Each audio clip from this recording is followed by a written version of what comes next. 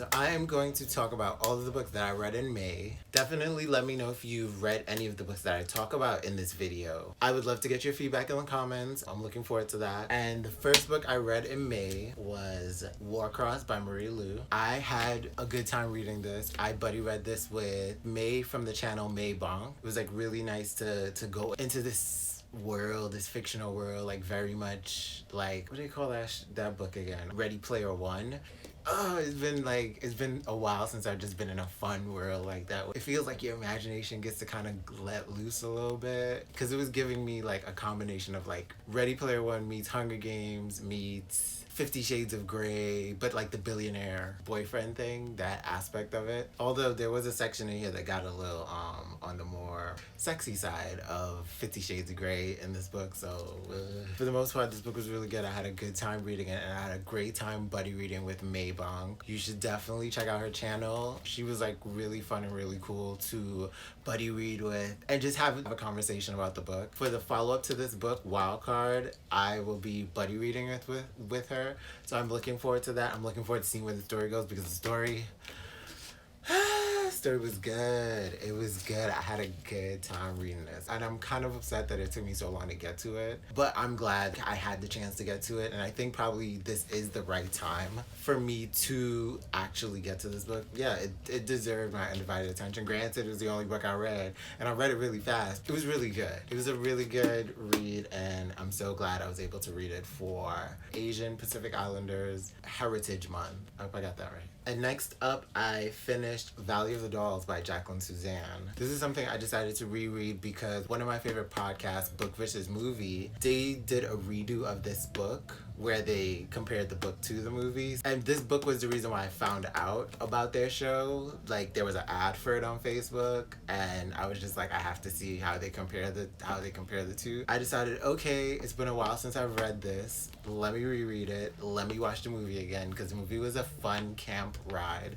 And also its unofficial sequel, Beyond the Valley of the Dolls. Now that ride kind of took it over the cliff, but it was still a good, fun ride. But I had fun reading this. I got so much more out of it. It was fun, glamorous, and mature, but now it's like, it's glamorous, but it's also very tragic. Like, I mean, it was tragic before, but it was just still like that glamorous tragedy, but it's also very problematic. But I still enjoyed it, and it's very problematic. Like, seriously, if you read this, it's kind of problematic.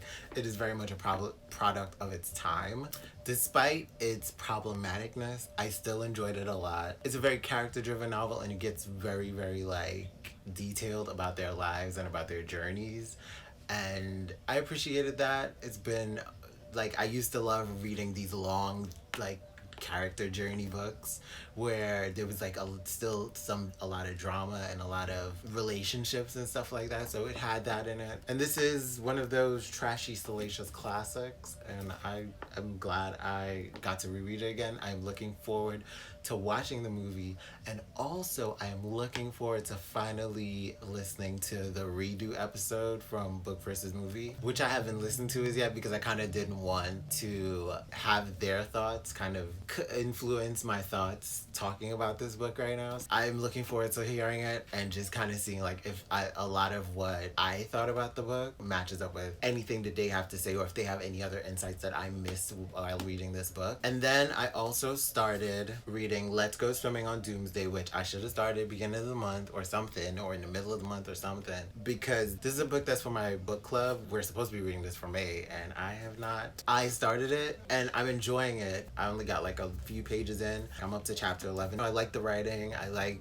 the story that's being told so far, so I'm just going to finish this up in the beginning of June. I'm not gonna pull what I did with An Unkindness of Ghosts, where I only reached like a third into the book and then I put it down and I still ain't finished it yet, which I should finish in June as well because it is Pride Month.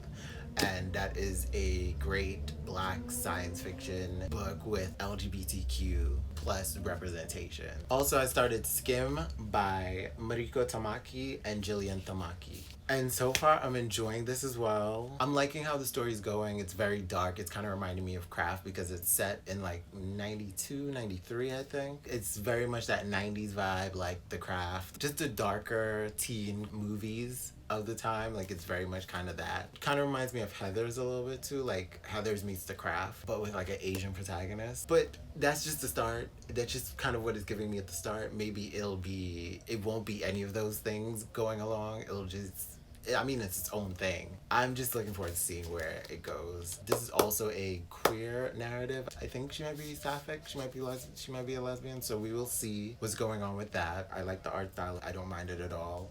So I will finish this up in June. And I still did not finish. Like, I'm halfway through Prisoner of Azkaban by Harry Potter, which is just like, okay, so I need to finish this up already. I'm being ridiculous.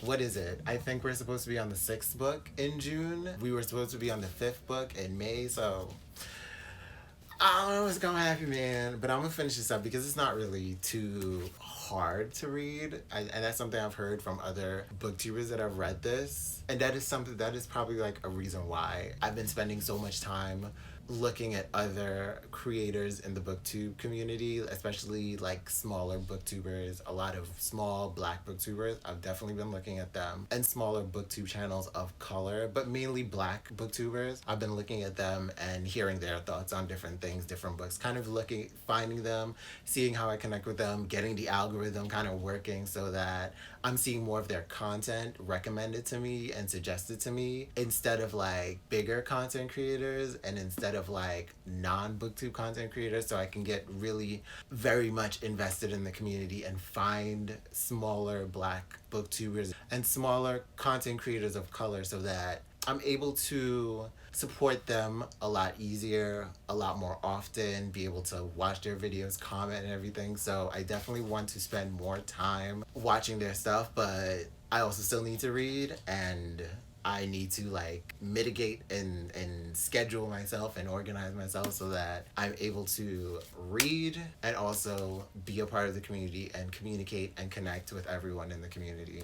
But I'm definitely going to finish this, and I will definitely get to the rest of the series, at least get to the rest of the series before the entire read-along is done, before, what is it, in July? But yes, before like the end of July, I will finish everything. I know I can, I believe I can. I'm going to read all these, and also definitely get to An Ember in the Ashes by Sabaa Tahir, because I'm tripping that I really didn't read this in May when I was supposed to, but thank you for spending your time with me and checking out what I read in May and what I didn't really read in May that I was supposed to read. Thank you for spending your time with me. And I'm out this bitch like Fleek. The fuck.